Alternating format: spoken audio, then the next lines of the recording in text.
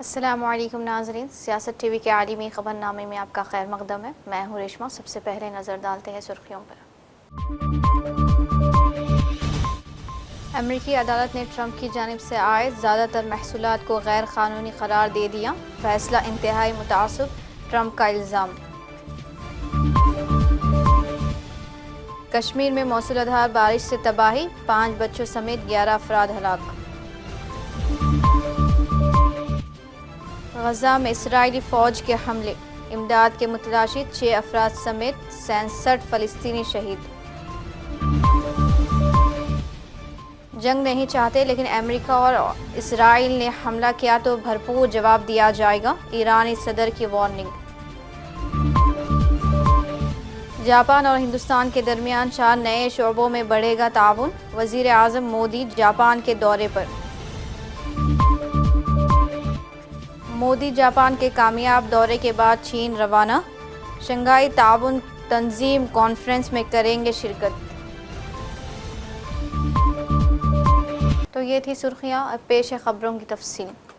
अमरीकी अदालत ने सदर डोनाल्ड ट्रंप की जानिब से आए ज़्यादातर महसूलात को गैर क़ानूनी करार दे दिया है। अदालत का फैसला रिपब्लिकन सदर के बैनुल अक़वामी मईशत पर असरअंदाज होने के इस पॉलिसी इक़दाम को कमज़ोर कर सकता है। अदालत ने नए टैरिफ्स को 14 अक्टूबर तक बरकरार रहने की इजाज़त दी है, ताकि ट्रंप इंतज़ामिया को फैसले के ख़िलाफ़ सुप्रीम कोर्ट में अपील दायर करने का मौका फ़राहम किया जाए। सदर ट्रंप ने अदालती फ़ैसले को इंतहाई मुतासब करार देते हुए social media platform truth social पर लिखा कि अगर ये टैरिफ्स हटा दिए गए तो मुल्क के लिए बहुत ज़्यादा नुकसानदा साबित होगा। जम्मू कश्मीर में मौसलाधार बारिश के नतीजे में 5 बच्चों समेत 11 अफराद हलाक हो गए। गुज़िश्ता रात मकबूजा कश्मीर में शदीद बारिश ने तबाही मचा दी, जिसके नतीजे में इमारतें बह गईं और इमलाक को शदीद नुकसान पहुंचा। कश्मीर में होने वाली बारिश के नतीजे में ज़िले रियासी में 5 बच्चों समेत एक ही ख़ानदान के 7 अफराद हलाक हो गए। दूसरी जानिब तहसील राजगढ़ में भी गुज़िश्ता रात हुई मौसलाधार बारिश से 4 अफराद हलाक हो गए। गजा में इसराइली फ़ौज की बर्बरियत जारी है। ताज़ा हमलों में मज़ीद 60 से ज़ायद फ़लस्तीनी शहीद हो गए। गजा भर में इसराइली हमलों में कम से कम 67 फ़लस्तीनी शहीद हुए, जिनमें इमदाद के मुतलाशी 6 अफराद भी शामिल थे। फ़लस्तीनी तिब्बी कारकुनों ने अल जज़ीरा को बताया कि इमदाद के 3 मुतलाशी अफराद को वस्ती गजा में इसराइली फ़ौज ने गोलियाँ मारकर शहीद कर दिया। ईरानी सदर मसूद पज़ेश्कियान ने कहा कि ईरान जंग का ख्वाह नहीं, तहम अगर अमेरिका और इसराइल ने हमला किया तो भरपूर जवाब दिया जाएगा। ईरानी सदर मसूद पज़ेश्कियान ने एक इंटरव्यू में कहा कि ईरान किसी जंग का आगाज़ नहीं करेगा, लेकिन जारहियत की सूरत में पीछे नहीं हटेगा। इन्होंने वाज़ेह किया कि अमेरिका और इसराइल ईरान को तक़सीम करने और कमज़ोर करने की कोशिश कर रहे हैं, ताहम कोई भी ईरानी शहरी नहीं चाहता कि ईरान तक़सीम हो। ईरानी सदर का कहना था कि मुल्क को दरपेश चैलेंजेस के बावजूद अवाम इत्तेहाद के साथ खड़े हैं। अमेरिका ने ऐलान किया कि वो आइंदा माह होने वाले अक़वाम मुत्तहिदा की जनरल असम्बली इजलास में शिरकत के लिए फ़लस्तीनी अथॉरिटी के नुमाइंदों को वीज़ा नहीं देगा। अमेरिकी महकमा ख़ारजा का कहना है कि secretary of state mark Rubio ने PLO और फ़लस्तीनी अथॉरिटी के अरकान के वीज़े मनसूख या मुस्तरद करने का फ़ैसला किया है। याद रहे कि अमेरिका ने जून में ईरान की जौहरी तंसीबात पर हमला कर दिया था। वज़ीर आज़म नरेंद्र मोदी ने कहा है कि हिंदुस्तान सेमीकंडक्टर जैसे स्ट्रेटेजिक अहमियत के हामिल शोबों में जापान के साथ मिलकर काम करने के लिए तैयार है। जापान के दौरे के दूसरे और आखिरी दिन आज रोज़ वज़ीर आज़म मोदी ने अपने जापानी हममनसब के साथ बुलेट ट्रेन में सवार होकर सेमीकंडक्टर के शोबे की एक मारूफ जापानी कंपनी का दौरा किया। Make in India, make for the world. Friends, हमारा ज्वाइंट क्रेडिट मैकेनिज्म ऊर्जा के लिए एक बड़ी जीत है। It shows that our green partnership is as strong as our economic partnership. इसी दिशा में हम सस्टेनेबल फ्यूल्स इनिशिएटिव्स और बैटरी सप्लाई चेन पार्टनरशिप भी शुरू कर रहे हैं। हम economic security cooperation initiative launch कर रहे हैं। इसके तहत क्रिटिकल और स्ट्रेटेजिक क्षेत्रों में एक व्यापक अप्रोच के साथ आगे बढ़ा जाएगा।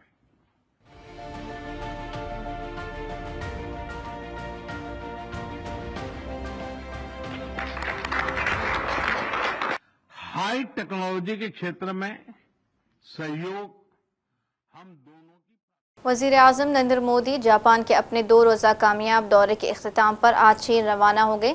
चीन के लिए रवाना होने के बाद मिस्टर मोदी ने सोशल मीडिया पर एक पोस्ट में कहा कि उनका जापान का दौरा बहुत नतीजे खेज रहा और ये दोनों ममालिक के लिए बहुत ज़्यादा फ़ायदेमंद साबित होगा। गौरतलब है कि मिस्टर मोदी जापान और चीन के 4 रोज़ा दौरे पर जुमेरात की रात टोक्यो पहुंचे थे। मिस्टर मोदी चीन के शहर तियानजिन में शंघाई ताउन तंजीम के सरबराहान ममलिकत की कॉन्फ्रेंस में शिरकत करेंगे।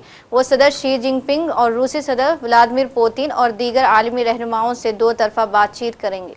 हिंदुस्तानी बरादरी ने वज़ीर आज़म मोदी के दौरे चीन के मौके पर मसरत का इजहार किया। हिंदुस्तानी बरादरी ने कहा कि हम हमारे मुल्क के लिए वज़ीर आज़म से मिलने बेताब हैं।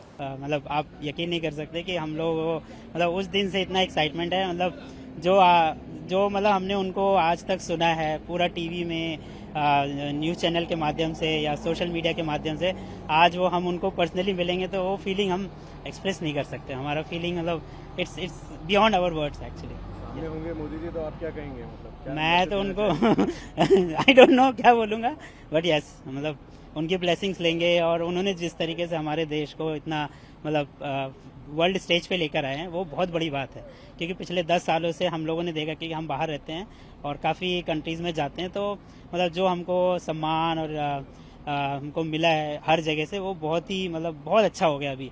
तो देयर इज़ लाइक हमारी एक पहचान बनी है भारत की। हम बहुत उत्साहित हैं। जब से पता चला कि प्रधानमंत्री मोदी जी आ रहे हैं तो हमने सबने इकट्ठा होकर सोचा कि उनका स्वागत करने जहां भी आएंगे वो हम ज़रूर आएंगे। और कल रात को हम पहुंचे और सुबह से बस यही कोशिश है कि किसी तरीके से मोदी जी के साथ हमारी मुलाकात हो जाए और उनके दर्शन हो जाए। तो जो उनका हुक्म होगा हम यहाँ से उनकी पूरी सेवा करने की कोशिश करेंगे। 7 साल के बाद आ रहे हैं प्रधानमंत्री, काफ़ी अर्से के बाद आ रहे हैं। भारत और चीन के रिश्ते आप कैसे देखते हैं? क्योंकि उन्होंने खुद कहा कि जो डायस्पोरा होता है वो एम्बेसडर होता है इंडिया का। कैसे देखते हैं? बिल्कुल, प्रधानमंत्री के जो वचन बिल्कुल सत्य हैं। हमने लास्ट टाइम उनको शंघाई और शियामन की तरफ होस्ट किया था।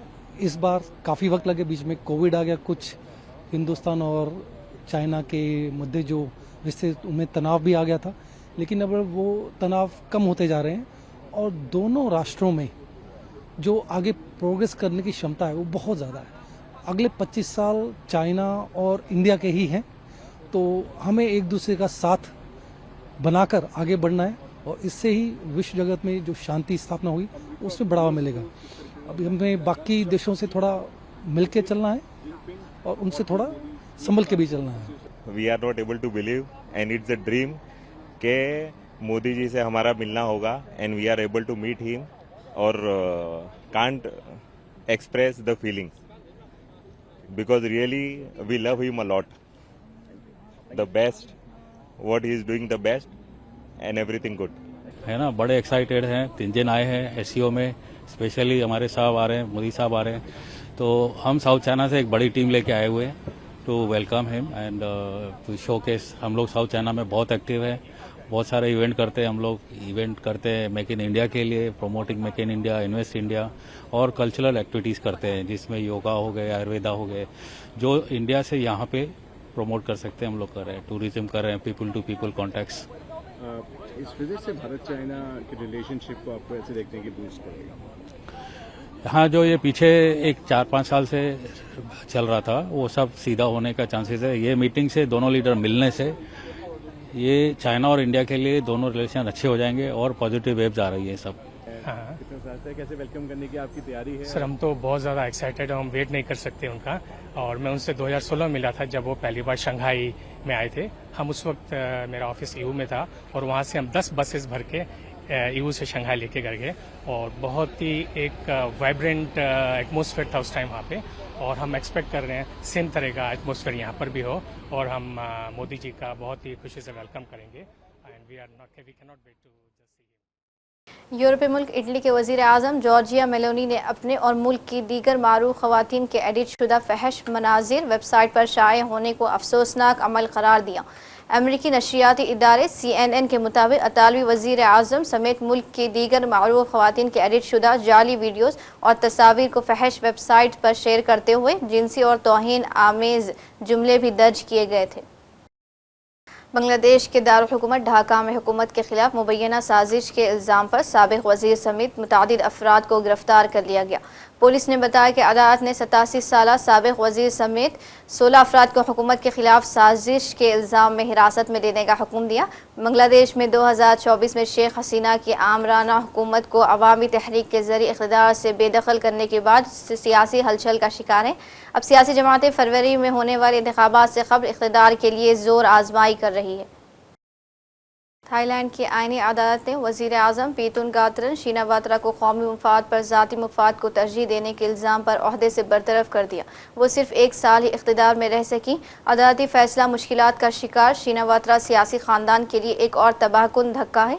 शिनावात्रा जो थाईलैंड की कम उम्र तरीन वज़ीर आज़म थी, अब शिनावात्रा ख़ानदान से ताल्लुक़ रखने वाली या उनकी हिमायत याफ्ता छठी ऐसी वज़ीर आज़म बन गई है जिन्हें फ़ौज या अदलिया ने बरतरफ कर दिया। और आखिर में सुर्खियों पर एक और नज़र।